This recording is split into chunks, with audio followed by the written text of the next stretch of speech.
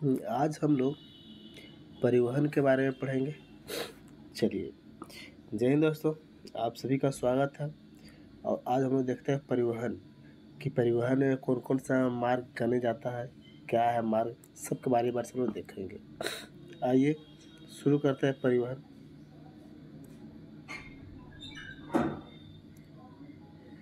पहली सवाल क्या है कि कोलकाता और दिल्ली किस राष्ट्रीय राजमार्ग द्वारा जुड़ते हैं।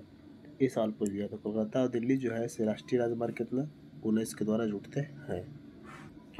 यह राजमार्ग जो दिल्ली से, कहाँ से,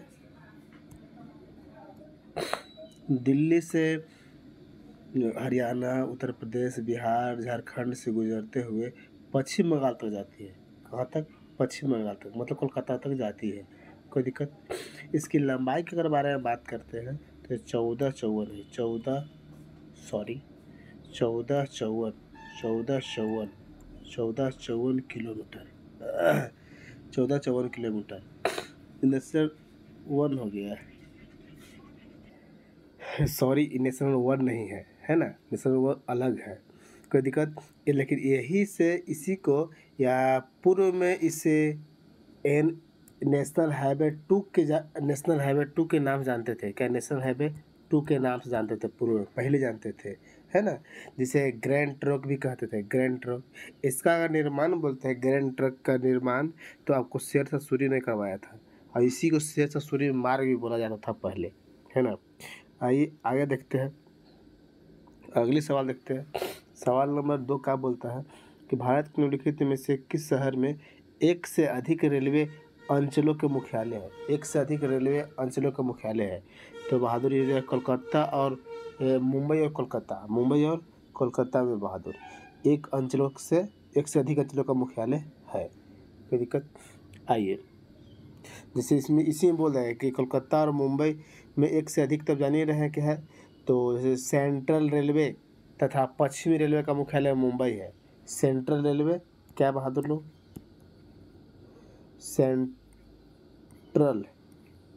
सेंट्रल रेलवे और पश्चिमी रेलवे का मुख्यालय कहाँ है? तो आपको मुंबई है ना। वो इसी प्रकार अगर हम बात कर देंगे कि इसी प्रकार कोलकाता में पूर्वी रेलवे और दक्षिण पूर्व रेलवे का मुख्यालय है। 2 हो गया कि ना बहादुर लोग। आइए अगले सवाल आते हैं। यदि आप कोहिमा से, नागालैंड तरफ बात कर रहे हैं, यदि आप कोहिमा से कोट्टायम की यात्रा सड़क मार्ग से करते हैं तो आपको मूल स्थान और गंतव्य को मिलाकर भारत के अंदर कम से कम कितने राजमार्गों से होकर गुजरना होगा? कितने राजमार्गों से होकर गुजरना होगा? मतलब देखो, कोहिमा जो है ना, कोहिमा नागालैंड, लेकिन ये जो है कोट्टयम आपको केरल में है। कोट्टयम कहाँ है? तो केरल में। अभी कहाँ है? तो नागालैंड में है। नागालैंड, है ना। तो दोनों के बीच में बोला है कितने राज्य से होकर गुजरने पड़ेगा, तो 7 राज्यों से होकर गुजरने पड़ता है। और कोहिमा से अगर केरल आएंगे तो कौन कौन, जैसे मेघालय,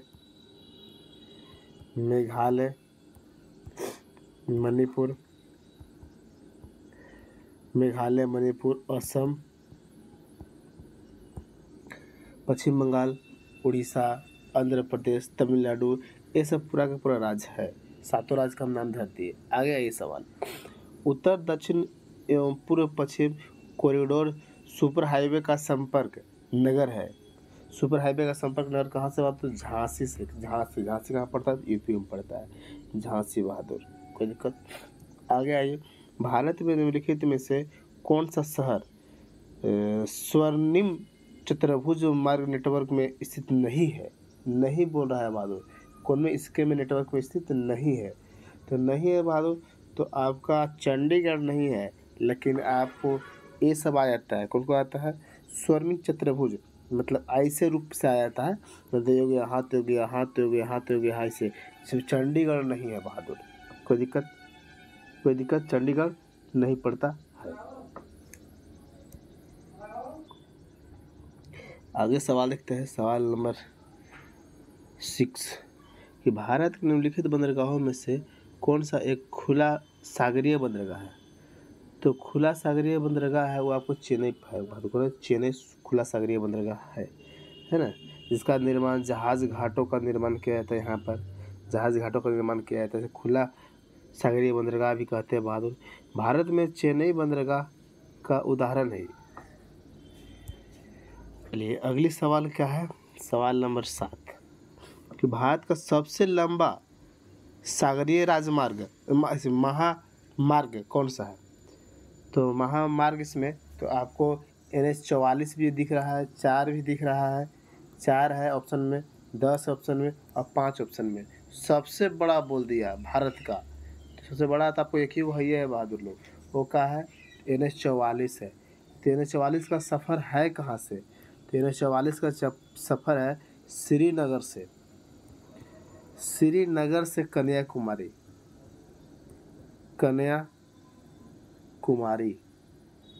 श्रीनगर से कहाँ है, तो कन्याकुमारी तक इसका है।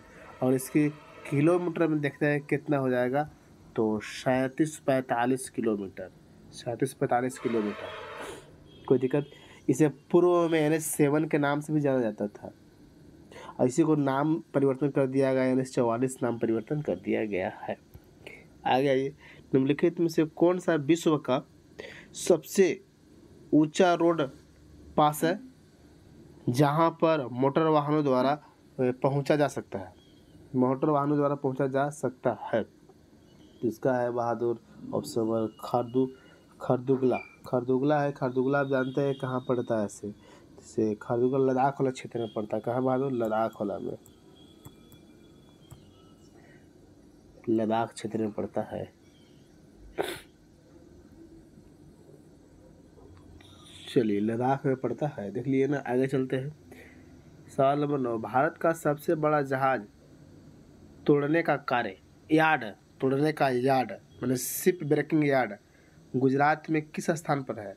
तो गुजरात में तो है, ये तो कन्फर्म है। तो गुजरात में किस स्थान पर है बहादुर, तो अलंग में है। अलंग एक स्थान है, अलंग, ये भावनगर के पास में पड़ता है, या भावनगर जिला में पड़ता है, भावनगर जिला में पड़ता है। कहाँ पड़ता है, भावनगर जिला में पड़ता है, जहाँ भारत का सबसे बड़ा जहाज तोड़ने का ही यार्ड यहाँ पर अवस्थित है, सबसे बड़ा। आइए अगले सवाल, निम्नलिखित में से किस स्थान में हाल ही में हरित रेलवे गलियारा का शुरुआत किया गया है। हरित रेलवे गलियारा का शुरुआत किया गया है, यह आपको तमिलनाडु में है, तमिलनाडु में शुरुआत किया गया है। और कितना सफ़र इसका है, इसका यह कॉरिडोर 114 किलोमीटर का सफ़र है। कितने का, 114 किलोमीटर का सफ़र है। रामेश्वर से मदुरै को जोड़ता है ये गलियारा, किसको, तो रामेश्वरम से मदुरै को जोड़ता है। चलिए आगे आता है, निम्नलिखित में से कौन सी भारत की सबसे पहले विद्युत ट्रेन है, भारत की सबसे पहली विद्युत ट्रेन है। तो दक्कन क्वीन जो है, दक्कन क्वीन या दक्कन की रानी, दक्कन क्वीन इसी भी बोला जाता है, ये भारत की पहली रेलवे है ना, दक्कन क्वीन। कोई दिक्कत बहादुर। और यह भारत की पहली सुपरफास्ट ट्रेन भी थी। इसका परिचालन, इसका शुरुआत किया गया था 1930 में। कब, 1930 में किया गया था, है ना। आगे चलते हैं, चलिए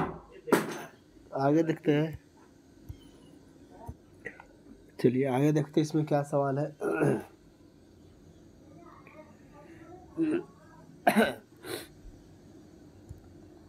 कि भारत सबसे पहले रेल चलाया गया था, तो 1853 में चलाया गया था, 1853 में। कब बहादुर लोग, तो 16 अप्रैल 1853 को चलाया गया था, बॉम्बे से थाने के बीच, और डलहौजी के शासनकाल में चलाया गया था, है ना बहादुर लोग। कोई दिक्कत। आइए, भारत निम्न में से किस देशों में चाबहार बंदरगाह बना रहा है, चाबहार बंदरगाह बना रहा है। चाबहार बंदरगाह ईरान के जो दक्षिणी पूर्वी तट क्षेत्र है, यहाँ पे बना रहा है। तो ईरान बना रहा है बहादुर, ईरान के दक्षिण पूर्वी तट पर, बलूचिस्तान जो जानते हैं ना, बलूचिस्तान प्रांत, मैंने ओमान की खाड़ी के तट पर बना रहा है। ओमान की खाड़ी जहाँ पड़ता है ईरान क्षेत्र में, वहाँ पर इसको बनाया, इसका निर्माण किया जा रहा है। कोई दिक्कत। 2016 में 2016 में भारत, ईरान और अफगानिस्तान के मध्य समझौता हुआ है कि आप बना सकते हैं। कब हुआ? 2016 में। डेट भी लिख सकते, डेट लिख लो, 23 मई 2016 समझौता हुआ है कि अफगानिस्तान, ईरान और भारत के बीच कि आप बना सकते हैं। कोंकण रेलवे निम्नलिखित में से किन दो राज्यों को जोड़ता है? तो पहली बात कि कोंकण है क्या नहीं, तो महाराष्ट्र, कर्नाटक और क्षेत्र में जो कोंकण है बहादुर, इसको जोड़ने का काम करता है। कोई दिक्कत? आइए, निम्नलिखित विकल्पों में से भारत का सबसे व्यस्त अंतर्राष्ट्रीय बंदरगाह कौन है? सबसे व्यस्त बोल दिया तो मुंबई बंदरगाह सबसे व्यस्त है, सबसे व्यस्त है। ये भारत के पश्चिमी तट पर स्थित है, जानते हैं। यह एक प्राकृतिक पोताश्रय और देश का सबसे बड़ा पतन भी है। प्राकृतिक निर्माण है और देश का सबसे बड़ा पतन भी है। भारत का सर्वाधिक ऊंचाई पर स्थित हवाई अड्डा है? कौन है बहादुर? हवाई अड्डा। भारत का सर्वाधिक ऊंचाई पर स्थित हवाई अड्डा, सर्वाधिक ऊंचाई पर स्थित हवाई अड्डा, सर्वाधिक ऊंचाई पर स्थित हवाई अड्डा है, इसका हम लोग बता सकते हैं। कौन है? बताओ बहादुर। लेह हवाई अड्डा। लेह से ऊंचा है तो लेह हवाई अड्डा है। कोई दिक्कत? लेह हवाई अड्डा है। ये भारत की सर्वाधिक ऊंचाई पर स्थित है। समुद्र तल से अगर इसको देखते हैं, मतलब समुद्र से कितना ऊंचा पर है, तो 32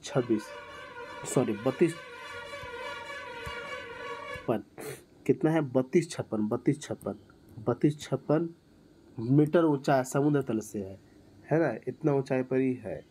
जो जब जानते हैं कश्मीर राज्य के जम्मू कश्मीर राज्य के लद्दाख क्षेत्र के लेह जिला में स्थित है बहादुर, लेह जिला में है। वर्तमान मुंबई बंदरगाह के दबाव को कम करने के लिए कौन सा पतन बनाया गया है? मुंबई बंदरगाह को कम करने के लिए पतन को तो कौन बनाया गया है बहादुर?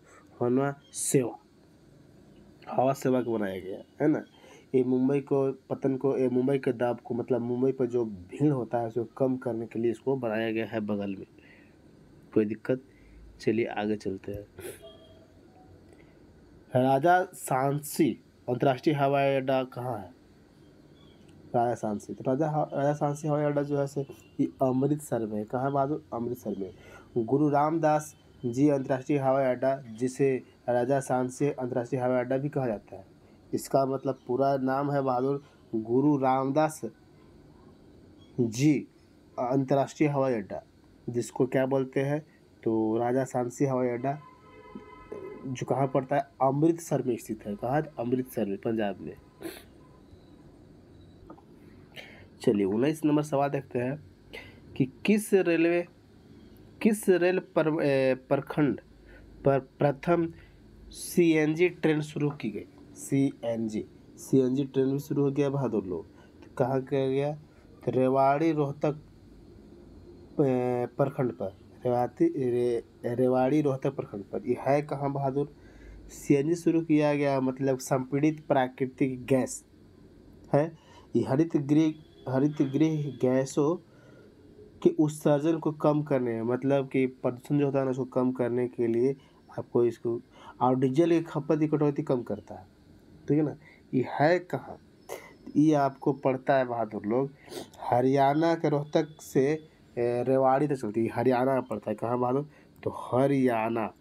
कहाँ पड़ता है? तो हरियाणा में पड़ता है। कोई दिक्कत? आइए, समझ में आया ये सवाल? चलिए आगे देखते हैं। निम्नलिखित में से कौन सा राज्य हजीरा विजयपुर और जगदीशपुर पाइप लाइन से नहीं जुड़ा है? नहीं जुड़ा है बोल रहा है, नहीं जुड़ा है। तो बहादुर चारों में से कौन कौन जुड़ा है? तो पहली बात कि जुड़ा कौन नहीं है? तो जुड़ा नहीं है महाराष्ट्र। कोई दिक्कत? और जुड़ा है कौन कौन? तो जुड़ा तो होगा बहादुर मध्य प्रदेश, गुजरात और क्या चीज? उत्तर प्रदेश, है ना। तो हजीरा विजयपुर जगदीशपुर पाइपलाइन जो है ये गुजरात में स्थित है। कहाँ है? तो गुजरात में स्थित है। हजीरा को मध्य प्रदेश के विजयपुर, मध्य प्रदेश के हजीरा को, ये हजीरा गुजरात में है, हजीरा को मध्य प्रदेश से विजयपुर से होते हुए जगदीशपुर को जोड़ती है। उत्तर प्रदेश में स्थित जगदीशपुर, थोड़ा बिहार वाला भाग में, जगदीशपुर को जोड़ती है। इसकी शाखा जो है, इसका शाखा कोटा और उत्तर प्रदेश के शाहजपुर में भी पड़ता है बहादुर, है ना। इसका शाखा कोटा में भी पड़ता है, कोटा में भी इसका शाखा, शाखा मतलब ब्रांच, है ना। कोटा में भी देखने के लिए मिलता है। बोला के नीचे दिए गए युग्मों में से कौन सा युग्म सुमेलित नहीं है, बोल रहा है सुमेलित नहीं है, तो यानी 3 को सुमेलित होगा। तो पहली बात कि जलमार्ग 1 जो है कानपुर या हल्दिया को, तो मध्य सही है बहादुर, पहला तो सही है। जलमार्ग 2 है सदिया से धोबरीगढ़, ये भी सही है। जलमार्ग 3 जो है ना, ये कोटापुरम से कोलम तक, यही में कुछ गड़बड़ है बहादुर। ये केरल से कोटापुरम या केरल में कोटापुरम से कोल्लम तक है, कोल्लम तक तो है, लेकिन इसके बारे में क्या कह रहा है क्लियर पर कर लेते हैं। चलिए देखिए, ये जो है ये आपको गंगा नदी पड़ता है, देखिए नदी से छटा गया, गंगा नदी पर ये पड़ता है ब्रह्मपुत्र पर, जबकि ये जो है ना सिर्फ नहर पर है, कहा नहर पर, यही चलते ही अलग हो गया।